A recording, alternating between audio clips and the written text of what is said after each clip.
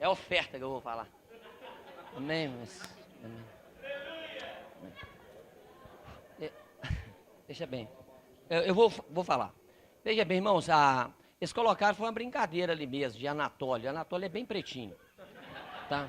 Mas é uma brincadeira mesmo, né? Porque se realmente o mesmo espírito está no Anatólio, o mesmo espírito está em mim. Amém. Mas a forma de manifestar nele é diferente de mim.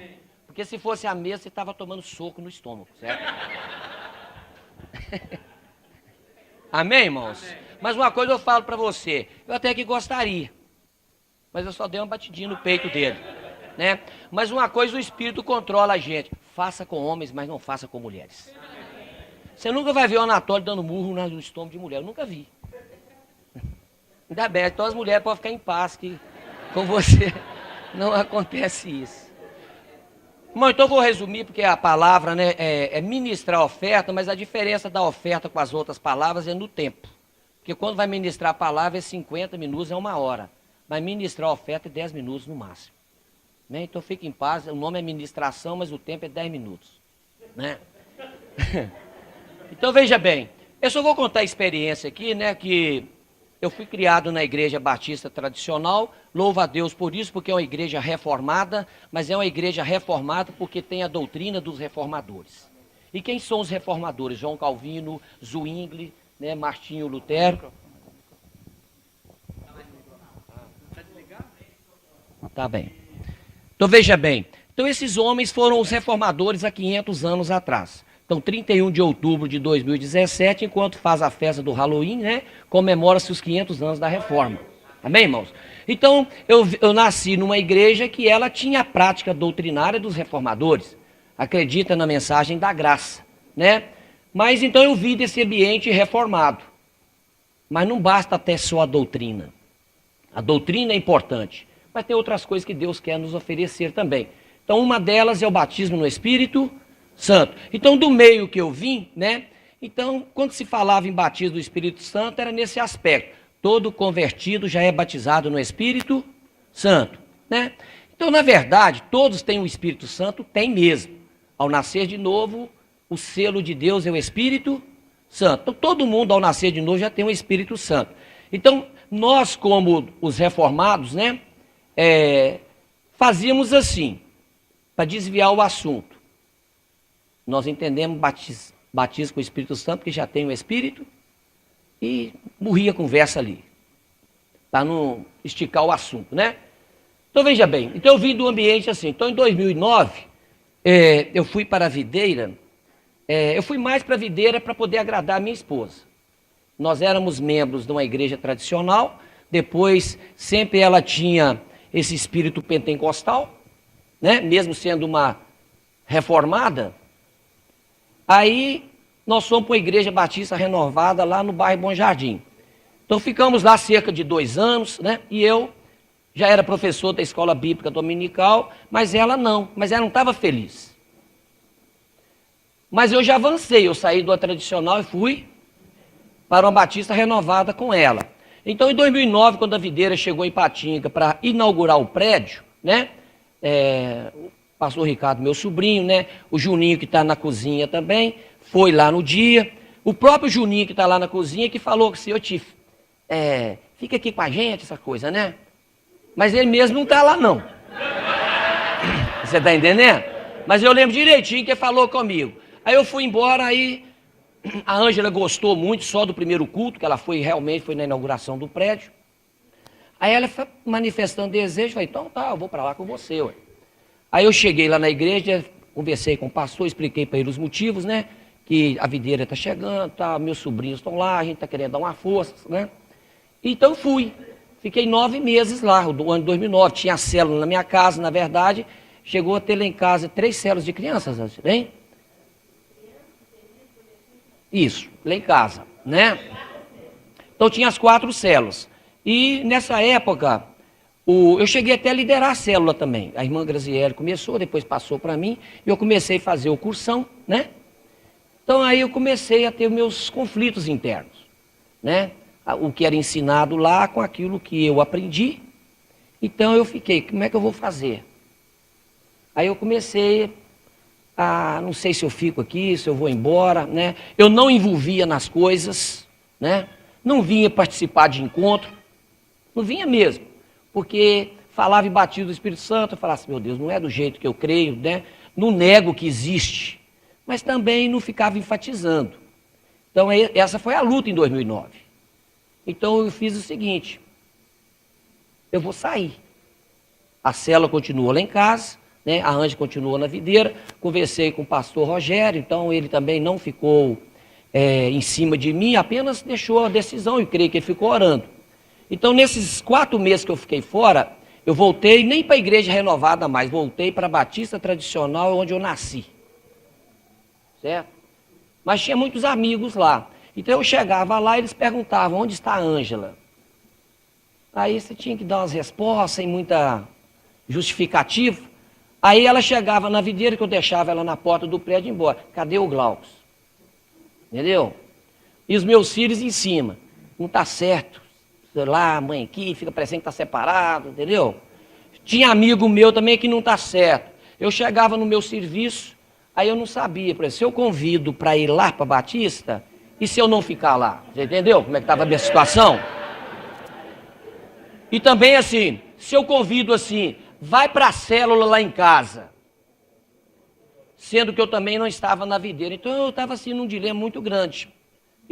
E aí a Ângela um dia foi comigo numa loja, a moça perguntou sobre igreja, quer dizer, ela não falou nada, porque ela estava na videira, eu estava na Batista, então nem resposta ela deu. Então estava uma situação assim muito ruim, né? Eu convivi com isso 4 meses. Mas aí um dia Deus colocou no meu coração, né? Volta para lá. Porque eu orava, ou ela vem para cá, ou eu vou para lá, não está certo desse jeito, né? E era um peso muito grande. E coincidiu que nessa época também eu estava fazendo mestrado em Educação Matemática lá em Ouro Preto. Então toda quinta-feira eu tinha que ir para Ouro Preto, ficar assistindo aulas de quinta e sexta e retornar. Chegava em casa às 10 horas da noite. E tinha que ir para o trabalho e fazer os trabalhos. Então tudo isso foi acumulando. Eu vou falar com os irmãos, eu adoeci mesmo. Juntou o problema do meu serviço, das atividades que eu tinha que entregar, que eram intensas, né? E juntou também mais o problema da igreja em cima. Aí foi onde eu tomei a decisão, eu não vou ficar, por isso que eu saí mesmo. Então nesses 4 meses, que foi um momento para mim difícil, mas o dia que eu tomei uma decisão, falei, eu vou voltar para lá, é como se saiu um peso das minhas costas. E nisso a Ângela estava fazendo o seminário, e ela, eu acho que tempo aí já está, mas vou concluir aqui, né? Ela estava fazendo o seminário e na disciplina plantação de igreja, ela sentiu no coração de plantar a igreja na cidade onde eu nasci, que é Engenheiro Caldas. Fazer o projeto para lá. Mas por que nasceu esse projeto no coração dela? Porque a irmã Sheila, que é minha sobrinha, né? Mais a irmã Simar e mais a filha dela, que na época era uma juvenil, elas fizeram um encontro com Deus aqui nesse sítio e elas estavam em Engenheiro Caldas sem assistência. Então isso que nasceu no coração dela de ir para lá. Além de eu ter nascido, que já tinham 3 pessoas lá naquela cidade, né? E aí eu falei com a Ângela, não, pode falar com o pastor Rogério que eu te ajudo lá na plantação dessa igreja, né? Mas não estava assim envolvido, não tinha nem terminado o seminário, aí eu comecei a fazer o seminário, né? E cheguei a concluir lá em Engenheiro Caldas mesmo, no ano de 2012. Então, veja bem, quando eu resolvi a tomar uma decisão que eu creio que é no propósito de Deus, eu fui professor de escola dominical a vida toda na Igreja Batista, mas nunca me despertei para ser pastor. Mas no dia que eu falei, volto para lá e vim para dentro do propósito do Senhor, eu sou mais viderense do que aqueles que nasceram na videira. Você está entendendo, irmãos? Então por que eu digo isso para você? Porque quando você está dentro do propósito de Deus, as coisas fluem mais. Mas eu estava com um problema, eles me mandaram para lá, né, o pastor Rogério, né, com autorização do pastor Azemar, e no ano de 2011 eu estava trabalhando ainda, não tinha aposentado. Então, o ano de 2011, a nossa rotina era assim, eu largava o serviço às 5h30, eu ia lá em casa, pegava a Ângela, que ela já tinha aposentado em 2007, eu ia para Engenheiro Caldas, 1 hora daqui lá. ministrava a célula lá na quarta-feira, voltávamos 10h30 de lá, então a gente chegava aqui por volta de 11h30, meia-noite. Então eu fiz isso um ano, né, eu e ela. E aos domingos de manhã, ministrava o cursão para a turma, né, já logo foi começando ministrando o cursão. Depois ministrou CTL também, e como eu estava fazendo o mestrado, ela que fazia tudo isso sozinha. Depois foi em fevereiro de 2011, né, que começou a célula. Quando foi em outubro de 2011, nós alugamos um prédio para ter os cultos aos domingos à noite. Então fazia o cursão de manhã e à noite já tinha um culto no prédio, né? E retornávamos no domingo. Então isso foi em 2011. Então era um período assim que eles me perguntavam o que seria de mim. Eu falei, então espera 2011, porque eu não tomei decisão assim, que eu vou ser pastor da igreja. Entendeu? Eu simplesmente, como estava trabalhando, eu tinha um ano para poder dar respostas. Agora, depois que eu aposentasse, eu não tinha mais o que justificar nem dar desculpa de nada. Entendeu? Mas o que eu estou querendo falar para você é o seguinte, porque eles sabiam que eu não falava em línguas, entendeu? Mas não que eu não era cheio do Espírito Santo, que eu quero dar uma palavra para você. Porque você não fala em língua não significa que você não é cheio do Espírito. São coisas diferentes. Mas você pode ser cheio do Espírito e não falar, porque às vezes você não quer e nem crer. É diferente. Billy Graham foi o maior evangelista do mundo, mas ele não enfatiza falar em línguas, mas ele é um homem cheio do Espírito Santo. Então ele não vai ter aquilo que ele não valoriza e nem que ele acha que, e nem crê que é assim. Martinho Lutero, homem cheio de Deus, João Calvino, homem cheio de Deus, mas você não vê na história dele falando sobre o pentecostal, porque esse não era o momento deles, né? Mas deixa eles para lá, né?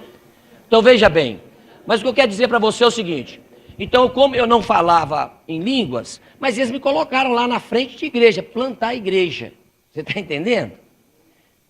Aí sendo que às vezes algum irmão aí é líder de célula, que se você for olhar no manual, está bem escrito lá isso, que para ser líder tem que falar.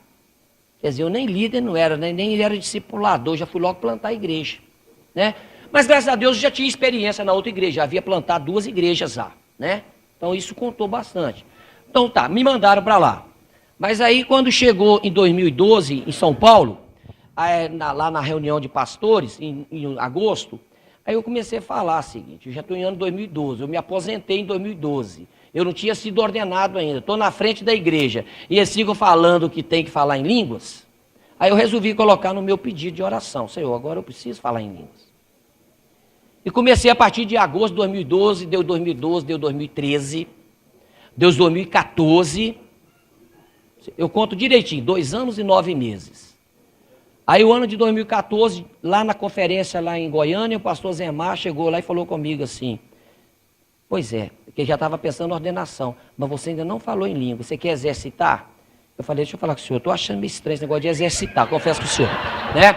Mas, falei para ele, eu não vou fazer isso aqui com o senhor, mas eu te prometo que quando chegar em casa eu vou fazer isso, entendeu? Aí qual que era o exercício que ele falou comigo? Fala qualquer coisa, fala A, B, glória, glória, aleluia. Abre a boca e fala qualquer coisa, é isso que ele me sugeriu, né? Eu falei, mas eu não sentia vontade de fazer isso lá, e não fiz mesmo.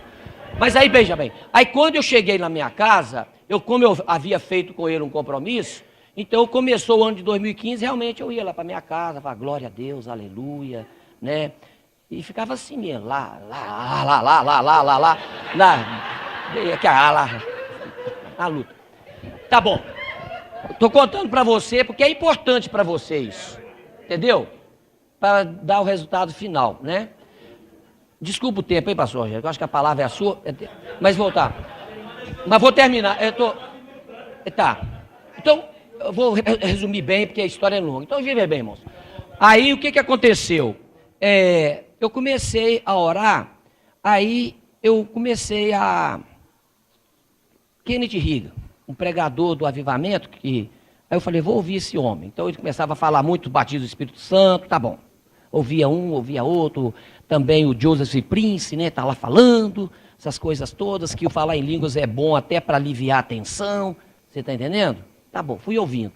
Aí, quando foi dia 9 de abril, acho que de 1906, se eu não me engano, eu vi um documentário, nos Estados Unidos, na rua Azusa, houve um avivamento igual no Pentecostes, que os irmãos foram batizados com o Espírito Santo, irmã que ficou até tocando piano, né? E foi no dia 9 de abril. Se eu não me engano, foi em 1906 isso, né? Aí eu falei assim, aí eu vou lá no dia 9 de abril, dava numa quinta-feira, depois da célula, eu vou lá para o prédio, vou ver esse documentário lá, vamos ver se vai acontecer lá no dia 9. Você está entendendo? Isso já foi em 2015. Por quê, irmãos? Porque do dia 31 de dezembro de 2014, porque o pastor Zemar falou para eu exercitar, eu resolvi falar para a igreja que precisa exercitar se quer falar em línguas, entendeu? Aí eu me expus, que nem eu falava. E falei para todo mundo, vai fazer isso, né? E uma pessoa perguntou lá na célula assim, seu pastor não fala em línguas não? Quer dizer, as coisas já estavam ficando meio apertadas do meu lado, realmente. Você está entendendo? Já estava criticando. Então, veja bem, aí aquilo me falava, eu só ficava aguardando. Aí, eu já passei uma noite no prédio. De madrugada eu dormi um pouco, mas fui lá para isso. Eu conto para os irmãos o que eu fiz. Eu chorava lá e realmente não aconteceu. Aí deu 9 de abril, mas aí eu falei o seguinte, a partir de hoje eu não peço mais. Tomei uma decisão. Agora eu vou agradecer. Aí eu acordava de manhã e falava, Senhor, eu agradeço que hoje eu vou falar em línguas. Você está entendendo? Aí chegava à noite e eu ficava contando, até meia-noite ainda é o dia de hoje, né? Aí não falava mesmo. Isso foi a partir de abril que eu comecei a usar uma outra estratégia.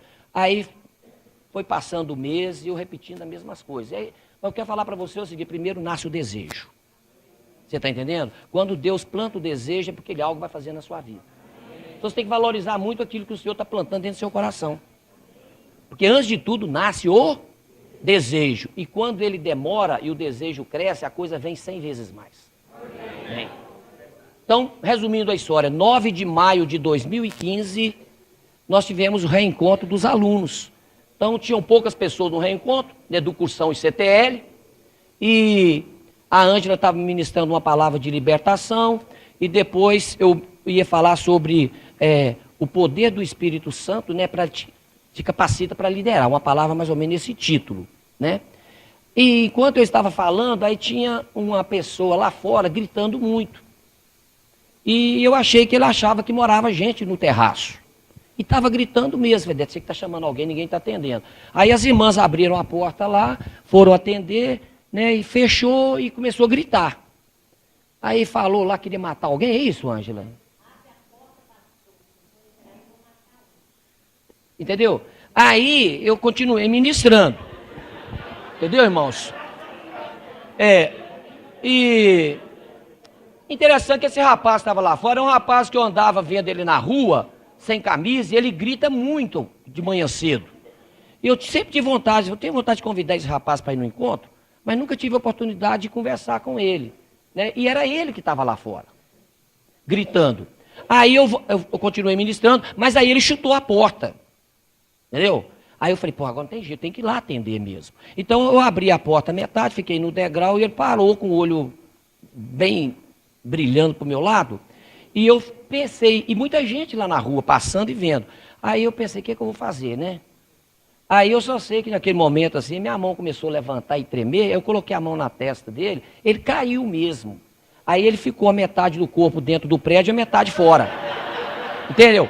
Aí o que nós fizemos? Nós arrastamos ele para dentro do prédio, entendeu? Puxamos a cortina e ele caiu, ficou deitado. Aí a gente estava orando sobre ele, ele levantou e encostou na parede e ficou parado lá, entendeu? E aí eu fui e encostei nele para orar. Quando eu encostei nele para orar, eu senti uma explosão dentro de mim. Aí naquela hora eu recebi o batismo com o Espírito Santo. Foi exatamente, a minha perna começou a bambear, eu caí para um lado e ele caiu para o outro. Aí, o que aconteceu, irmãos? Aí a Ângela nunca me viu chorar, e ela me via rolando no chão e chorando. E ela não estava entendendo o que está acontecendo com ele. Você entendeu? Porque ela nunca me viu mesmo chorar, né? E ela vinha, eu babava todo, agarrei nela, e ela não estava entendendo. Aí nisso, o rapaz levanta e ele ficava correndo de mim dentro do prédio, não era, Ângela? Ele ficava com a cadeira assim, ó, né? Aí ele passou, aí eu agarrei ele por trás. Aí a gente estava igual uma luta de MMA, sinceramente. Eu travei nele uma gravata e batia no peito dele. Pá! Pá! Mas isso estava acontecendo. Depois o rapaz saiu, mas estava fazendo tudo no espírito mesmo, mas estava dando murro no peito dele. Né? Mas aí ele sai e fica em cima de mim, eu apoio ele com as mãos e falei, irmãos, tira esse rapaz de cima de mim. Né? Aí tiraram e ficou quase mais de 1 hora com ele lá no prédio. Aí ele foi liberto mesmo, ele sentou na cadeira e ele ficava inquieto, toda hora queria um palito de dente para limpar o dente dele, não é, Ângela? Aí no fim nós falamos assim com ele, viu que ele já começou a fazer hora, falei, agora você pode ir embora, você está liberto. Né? Aí ele foi embora. Aí quando foi no outro dia que nós fomos visitá-lo, aí ele até perguntou se tinha, estava dando choque na porta. Diz ele que tomou choque na porta. Né? Então, estou falando com você, essa foi a minha experiência. Entendeu, irmãos? Mas levaram-se 2 anos e 9 meses. Mas então é o seguinte, de um tempo para cá, e Deus tem abençoado. Então as coisas às vezes estavam repetindo assim. Eu gostei, falei, agora quando em quando vai ficar repetindo? Você entendeu? Aí eu pensei, parece que está sendo de 15 em 15 dias. Né? Mas aí eu fui no encontro, aí de novo o rapaz lá que estava, o Leone, né? Que é um rapaz homossexual, mas tinha muito demônio nele. Eu fui orar com ele, ele caiu. Aí eu também. Aí nesse dia, eu falei uns mais de 10 minutos em línguas. Primeira vez que eu falei tanto tempo assim. Dava murro no chão e aquela coisa toda, né? Então eu estou falando, aí, agora eu tenho pedido ao Senhor que haja interpretação também. Amém? Diferente. Então assim, aquilo que Deus plantou no meu coração, e eu tenho uma irmã, ela sabe grego, sabe hebraico, é professora de tudo isso. De seminário. Tem curso de direito, tem curso de pedagogia, tem curso de jornalismo e é formada em teologia, professora do Seminário Batista do Sul do Brasil. Você está entendendo?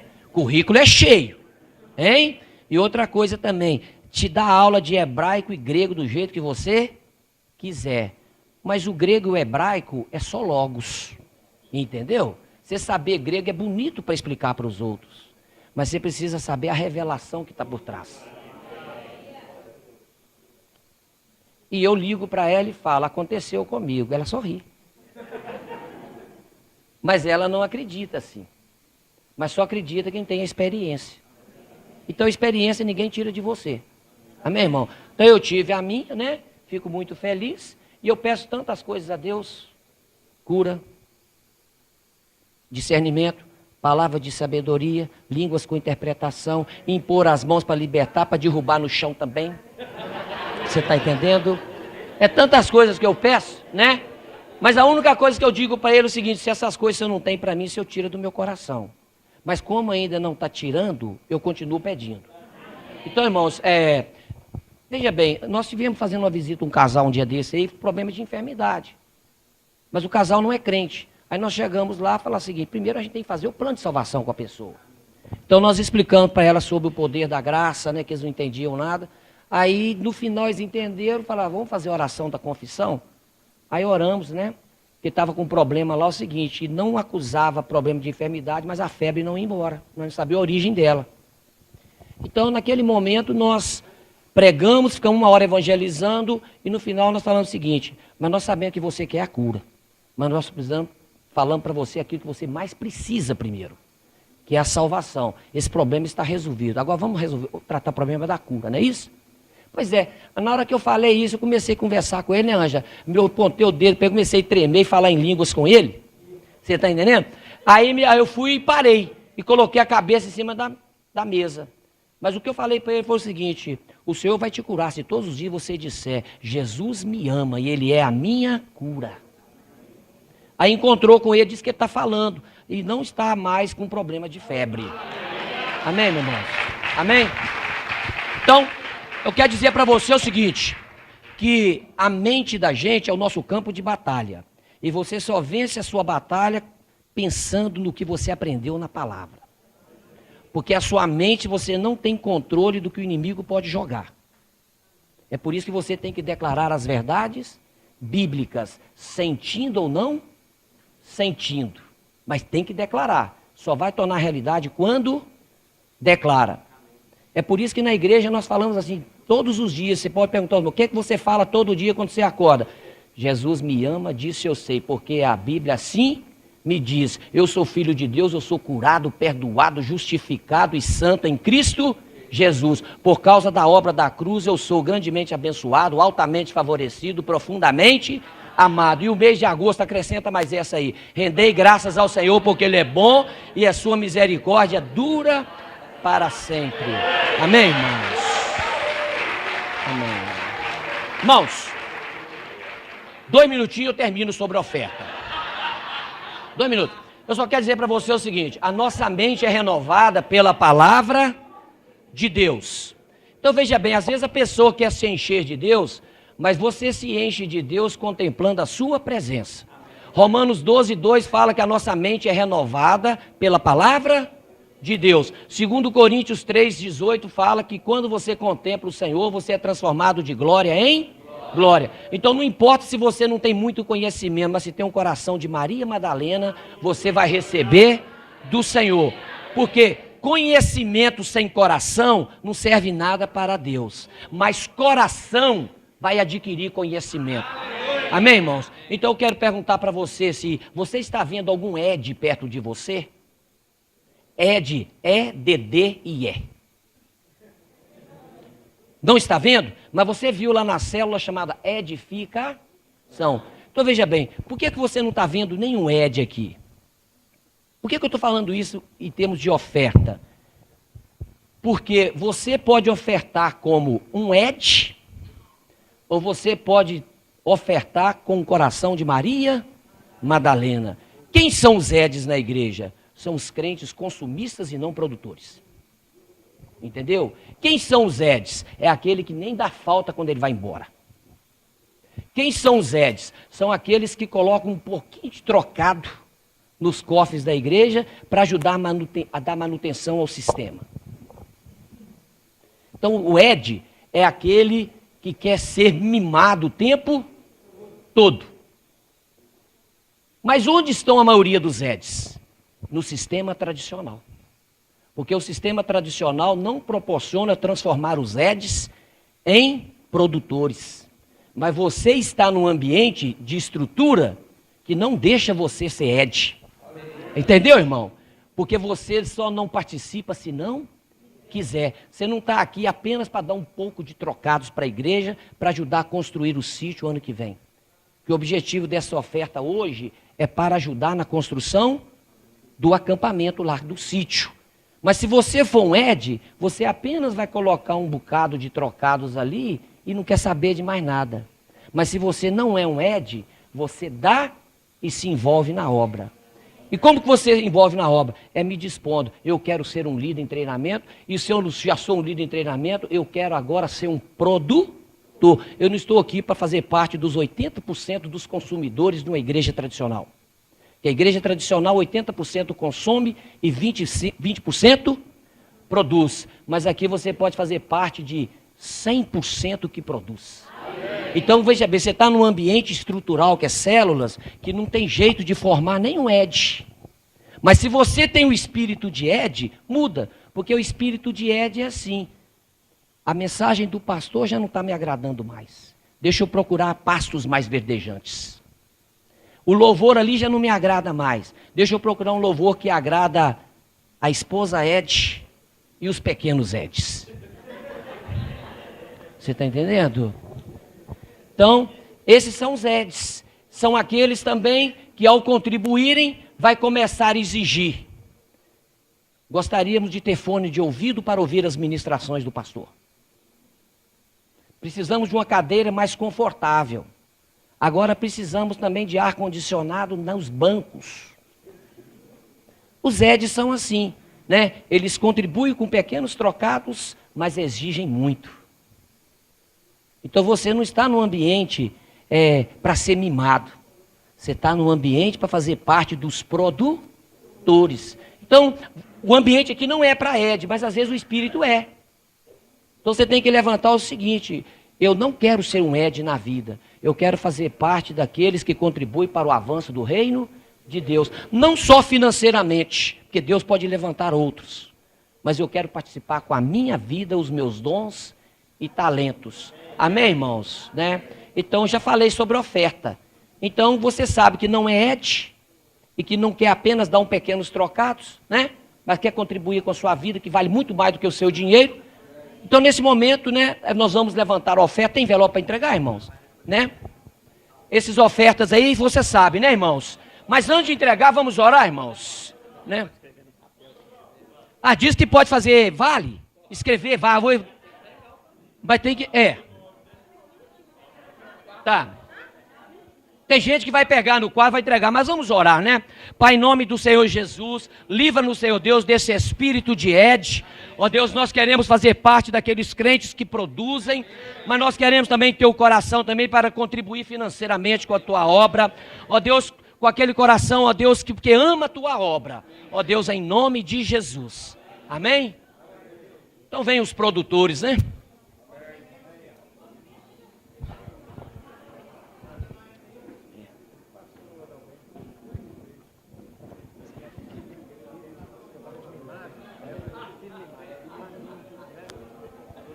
Os Eds são os mimados.